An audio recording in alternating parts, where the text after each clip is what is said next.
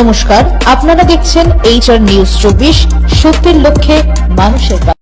নদিয়ার শান্তিপুর আরবান্দি 1 নম্বর গ্রাম পঞ্চায়েত এলাকার দেউনি গ্রামে 33 নং ICDS কেন্দ্রে নিম্নমানের খাবার দেওয়ার অভিযোগে ICDS কর্মী এবং সহায়িকাকে ঘিরে বিক্ষোভ এলাকাবাসীর।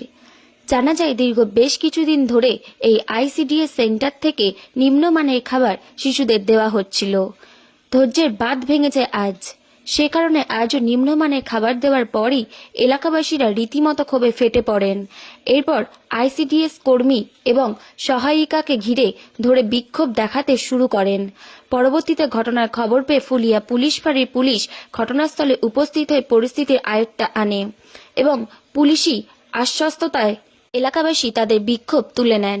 যদিও এই বিষয়ে সহায়িকা এবং ওই ICDS কর্মী কোনো রকম প্রতিক্রিয়া দিতে চাননি।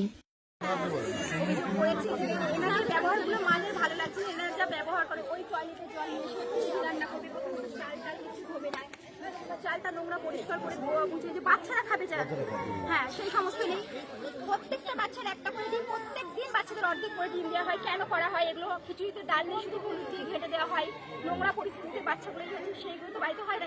স্কুলে কেন এগুলো হবে? মারা তাই বলতে চাইছেন কেন পরিষেবা হবে না? প্রত্যেকটা বাচ্চার কান ধরে মধ্যে পিছিয়ে ধুমধাম করে মেরে বাচ্চার বাড়িতে 3 বছরের বাচ্চাদের মারার নিয়ম, মারার তো নিয়ম না। তাহলে কেন ওরা দিদিমণি হয়ে কেন মারবে?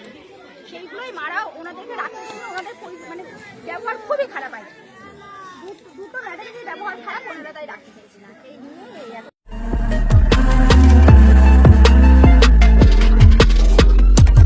নমস্কার, আপনারা দেখছেন HR নিউজ 24, সত্যের লক্ষ্যে মানুষের পাশে।